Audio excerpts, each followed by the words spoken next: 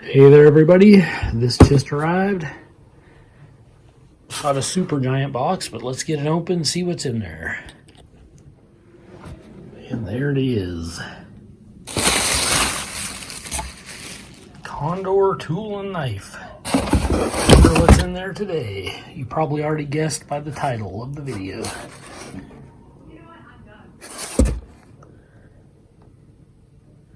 It says Condor tool and knife, Kephart wood handle with sheath.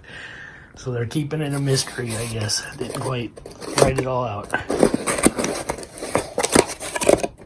Okay. So a stiff box there. Okay, there is the leather sheath. We'll get to that first, I guess. So there's the leather sheath. It says El Salvador. It's got a kind of a silvery, smoky color rivets on it. You got 3 of them. Decent stitching. Nice thick leather welt. And you can see that's pretty thick leather. It's a nice cut of leather for such a small knife. There's nothing down in there. It's just leather the whole way down. I do not see a drain hole at all. And it looks like this belt loop is kind of tipped at an angle, if you see that. I don't think that's really going to affect anything too much because it would hang just like this. That's really no big deal. It might have been done on purpose. But really thick leather. Got the Condor logo there. But let's get to the knife. Okay, my first thoughts is that's a fairly small knife. And of course, you get their little booklet that shows you a bunch of their products. I actually want to pick up that little camp axe of theirs. Kind of like it. Maybe someday. But let's get this open. Alright. Got some silica pack in there. But there it is. If you haven't guessed yet, this is the Condor Kephart. And it's basically Joe Flower's design. It's his take on an old Kephart style knife based on the old drawings and sketches and what was left of some old Kepharts that were in museums. This side says Condor, El Salvador. And the blade looks like it has some kind of a bluing on it. It could just be paint, I'm not sure. But it's black, and it's not on the spine. Oh, it feels like a good 90-degree spine. I think you could strike a ferro rod with that really good. Yeah, quite certain of that. Okay, here's the handle. It's walnut handle scales. And you can see the knife is full tang. Yeah, 3 brass pins secured in place. And it's got a tiny little finger guard there. I guess so your finger don't slip up on the blade. I don't know, it's so small, I don't think that would do much, but it's nice. This actually feels kind of good. Like it's got a real nice shape. It's a little smooth, but yeah, it's just a real nice fit there. Get your thumb up there, do some carving tasks. And I'm not sure if that's a convex on it or not. I don't think it is, but it could be. It's got a spear point tip, if it would stay in focus today. And you can see the grind right there at the tip. I mean, it's not terrible, but it's not 100% perfect. Say it's about a 96. But there it is. This is, I think the Kephart is 1075 high carbon steel. This isn't one of those jumps into the 1095. At least I don't think it is. Pretty sure it isn't. But it is full tang. Let's see how well it goes into the sheath here and how well it retains in there. Okay, goes right to there, so you got to push it down in. If you can, get it to open up enough. All right, there we go. It's difficult doing stuff with one hand. But yeah, it's just like a pressure kind of retention sheath. But it does ride a little high from the belt loop,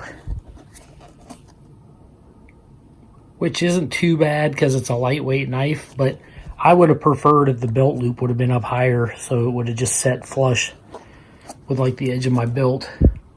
Because this, when you squat down or set down, it might poke into your side if you're wearing it. And that's as far in as it goes. Goes to the middle rivet there, or the middle pin. Very lightweight. It's not heavy at all. You could wear this comfortably all day. Comes right out. Oh, you know what? Let's see how secure in there it is. It could fall out, I think. Yeah. It would take a lot. You'd have to be tumbling down a hillside or something, but it could potentially fall out. It's snug, but it's not locked in.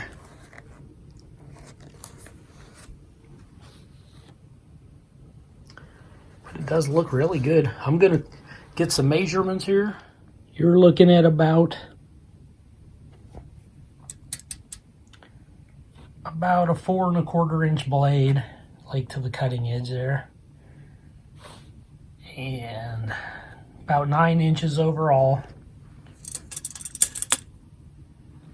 So there you go for the handle, about a good 4 1/2. Right, and let's see what the width is. Okay, you're looking at about 1 inch wide, so definitely not a huge knife. And to look at it, that's a solid 1/8 of an inch thick. It's definitely 1/8 of an inch thick.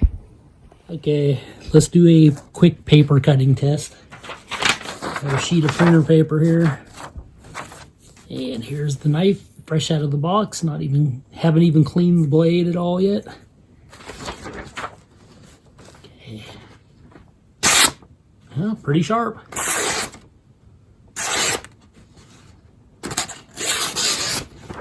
Get some of those wobble cuts there. Yeah, not too bad at all. Nice spear point. I wouldn't say it's razor sharp, but it's definitely paper cutting sharp. Okay, there it is, all polished up. I got some beeswax and oil there on the knife blade and on the handle. You can see it darken that walnut up a little bit. It looks really nice. Take a little while to absorb in there. But I noticed this side of the blade is a little, like the texture on it's a little smoother than this side. It's almost like this side feels a little sandy, like it has a little grit in it or something. But I don't know what that's all about. It's probably just quality control issue. But let's see here. It's a really good looking little knife, that's for sure. And it's small enough to carry comfortably for a fixed blade, so that's pretty cool. 1075 high carbon steel, Joe Flowers design, the Condor Kephart. And a neat little knife. I can't wait to get this out and do some like feather sticks with it, because that's where it will probably shine. And I'm sure it'll be quite good at striking a ferro rod also. Okay, here's a size comparison between the Condor Mini Hudson Bay and the Condor Kephart. So they're both really cool. This one's obviously way thicker. This one would be better for batoning. And this would be better probably for feather sticks. But they're both lightweight, cool little Condor blades there. And here it is side by side with the Condor pterosaur knife.